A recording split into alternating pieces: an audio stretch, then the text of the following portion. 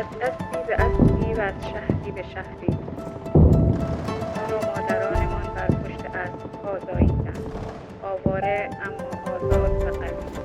در دشت‌های فراخ غربت من بارها غروب خورشید را در خون عزیزان خویش شاهد بودم.